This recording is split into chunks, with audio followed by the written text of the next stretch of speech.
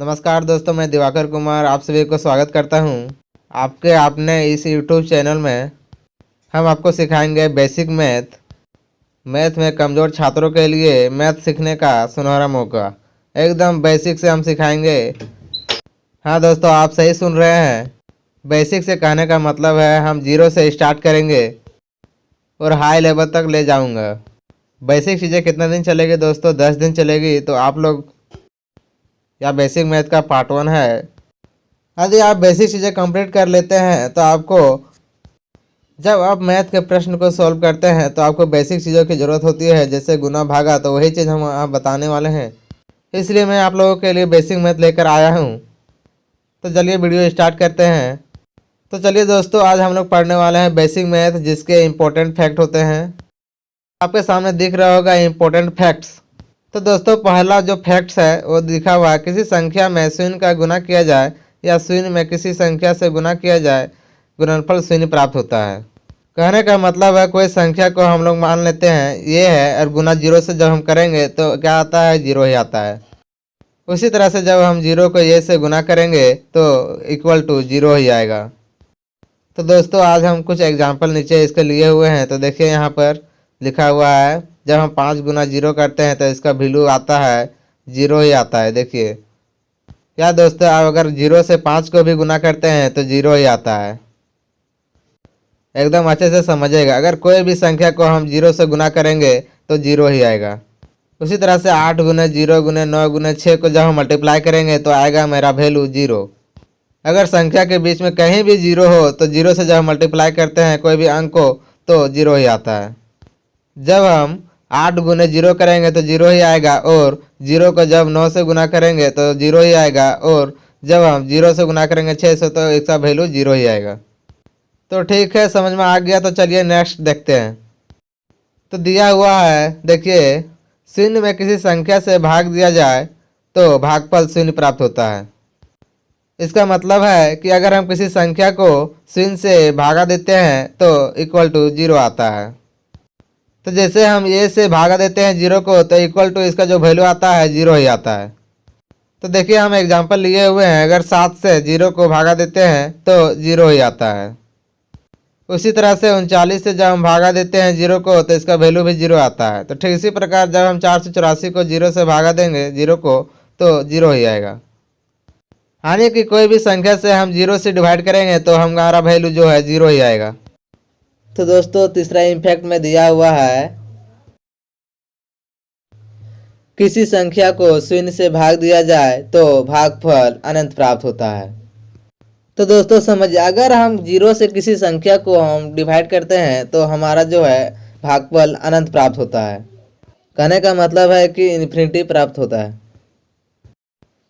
तो जब हम जीरो से एक को डिवाइड करते हैं तो हम लोग का वैल्यू जो है अनंत प्राप्त होता है। देखिए जब हम जीरो से एक को डिवाइड किए तो इन्फिनिटी प्राप्त हुआ। ये चीज़ें ऊपर वाले इफेक्ट पर भी ध्यान रखिएगा, क्योंकि वहाँ पर जीरो ऊपर में था और यहाँ जीरो नीचे में है। अगर हम जीरो में किसी संख्या को भागा देंगे तो आएगा हमारा अनंत, और अगर हम किसी वैल्यू से जीरो को भागा देंगे तो इक्वल टू आएगा जीरो। तो देखिए यहाँ पर नीचे एग्जांपल दिया हुआ है, जब जीरो को हम 17 से डिवाइड किए तो मेरा अनंत प्राप्त हुआ। तो ठीक इसी प्रकार यहाँ पर जीरो से 8 को हम जब डिवाइड करेंगे तो अनंत प्राप्त होता है।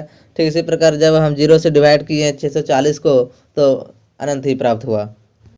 यानी कि दोस्तों, आप लोगों को समझ में आ गया होगा कि जीरो से जब भी हम किसी संख्या को हम डिवाइड करेंगे तो हम लोग का जो है वैल्यू आएगा अनंत। अगर हम किसी संख्या से जीरो को हम जब डिवाइड करते हैं तो जीरो ही आता है, और जब हम जीरो से किसी संख्या को डिवाइड करते हैं तो हम लोग का वैल्यू आता है अनंत। तो याद रखिएगा, ये मैथ के प्रश्न में अक्सर आते हैं। तो 4 नंबर देखिए दोस्तों, तो लिखा हुआ है, तो देखिए यहाँ पर, किसी संख्या की घात शून्य होने पर उसका मान 1 होता है। यानी कि किसी संख्या का घात अगर शून्य हो तो उसका मान 1 होता है। जब हम 1 का पावर 0 कर दें तो उसका वैल्यू 1 ही आएगा दोस्तों। यानी कि दोस्तों, अगर 1 का पावर 0 है तो उसका वैल्यू क्या आ रहा है? 1 आ रहा है। तो देखिए दोस्तों, कुछ एग्जाम्पल हमने दिया हुआ है, अगर 17 का पावर 0 होगा तो उसका वैल्यू 1 ही आएगा। अगर 5 का पावर 0 होगा तो उसका वैल्यू भी 1 होगा, और अगर 385 का पावर 0 होगा तो उसका वैल्यू भी 1 ही आएगा। यानी कि दोस्तों हम लोग 1 लाख पावर में भी अगर 0 बैठा देंगे तो उसका वैल्यू भी 0 ही आएगा। तो दोस्तों यह बहुत ही इम्पोर्टेंट इफेक्ट है, यानी कि किसी भी संख्या में अगर उसका पावर 0 हो तो उसका वैल्यू 1 ही होगा। तो चलिए 5 नंबर इफेक्ट को देखते हैं। तो लिखा हुआ है, 5वें इफेक्ट में दिया हुआ है, किसी संख्या को स्वयं से भाग देने पर भागफल 1 प्राप्त होता है। अर्थात जब किसी संख्या को स्वयं से भाग देते हैं तो उसका भागफल 1 प्राप्त होता है। तो जैसे देखिए यहाँ दोस्तों, जब ए से ए को हम जब डिवाइड करेंगे तो उसका वैल्यू 1 ही आएगा। देखिए 1 एक बार में कट गया तो 1 ही आएगा। तो एग्जाम्पल के तौर पर समझिएगा दोस्तों, अगर हम 17 को 17 से डिवाइड करेंगे तो हमारा वैल्यू 1 ही आएगा। तो कैसे आएगा दोस्तों, जब हम 17 का पारा 17 एक बार में आता है तो एक बार में ही कट जाएगा, तो इसलिए इसका वैल्यू 1 ही आएगा। इसी तरह से 25 को जब 25 से डिवाइड करेंगे तो 1 ही आएगा। और जब हम 0 से 0 को जब डिवाइड करेंगे तो इस ये वाला इंपॉर्टेंट है, जब हम 0 से 0 को डिवाइड करेंगे तो इसका वैल्यू जो है नॉट डिवाइड करता है। तो यहाँ पर देखिए दोस्तों, 0 से 0 को जब हम डिवाइड में काटेंगे तो नहीं आएगा, तो इसी तरह से हम इसको हम क्या करेंगे, नॉट डिफाइन करेंगे। तो दोस्तों नॉट डिफाइन का मतलब हम इस 0 को 0 से हम डिवाइड नहीं कर सकते हैं। तो दोस्तों हम आपको बताएंगे एडिशन और सब्ट्रैक्शन के बारे में, यानी कि हम बताने वाले हैं जोड़ और घटाव के बारे में, जिसे हम लोग एडिशन और सब्ट्रैक्शन कहते हैं। तो पहला यहाँ पर इफेक्ट है, धनात्मक संख्याएं सदैव आपस में जुड़ती है और चिन्ह प्लस का लगता है। यानी कि दोस्तों जब धनात्मक संख्याएं जब प्लस प्लस में जोड़ते हैं तो उसका प्लस में ही आंसर आता है। तो दोस्तों हम जब 2 + 3 करेंगे तो उसका वैल्यू जो है प्लस में 5 आएगा। +2 + 3 को जब हम जोड़ेंगे तो उसका जो वैल्यू आएगा +5 होगा। यानी कि जब हम प्लस प्लस को जोड़ते हैं तो उसका वैल्यू प्लस में ही आता है। तो देखिए यहाँ पर कुछ नोट्स हम लिखे हुए हैं नीचे, किसी संख्या के पहले कोई भी चिन्ह ना हो तो धन प्लस माना जाता है। तो देखिए दोस्तों, अगर हम यहाँ पर लिखते हैं 2 + 3 = 5, तो देखिए यहाँ पर दोस्तों 2 के आगे पहले कोई चिन्ह है नहीं है, तो हम क्या मानेंगे, उसके आगे क्या है, प्लस है। फिर देखिए दोस्तों 5 के पहले कुछ है नहीं है, तो हम क्या समझेंगे कि 5 के आगे प्लस है। तो दोस्तों हम लोग का 2 + 3 का वैल्यू क्या आ जाएगा, 5 आ जाएगा। तो चलिए दोस्तों सेकेंड नंबर को देखते हैं हम लोग। तो सेकेंड नंबर में दिया हुआ है, तो देखिए लिखा हुआ है, धनात्मक और ऋणात्मक संख्याएं सदैव आपस में घट जाती है और चिन्ह बड़ी संख्या का लगता है। एकदम 0 से पढ़ा रहा हूँ दोस्तों, तो आप लोग अच्छी तरह से देखिए। तो दोस्तों ये सब चीज़ें कोई पढ़ाता नहीं है, तो हमने सोचा कि कुछ बेसिक चीज़ों के बारे में जानकारी दे दिया जाए। अगर आप बेसिक चीज़ों को जान लेंगे तो आप लोगों को आगे वाले प्रश्नों में परेशानी नहीं होगा। तो दोस्तों फिर से इस क्वेश्चन को हम समझ लेते हैं। तो चलिए यहाँ पर लिखा हुआ है, धनात्मक और ऋणात्मक संख्याएं सदैव आपस में घट जाती है और चिन्ह बड़ी संख्या का लगता है। तो देखिए यहाँ पर धनात्मक और ऋणात्मक संख्याएं सदैव आपस में घट जाती है और उसका चिन्ह बड़ी संख्या में लग जाता है।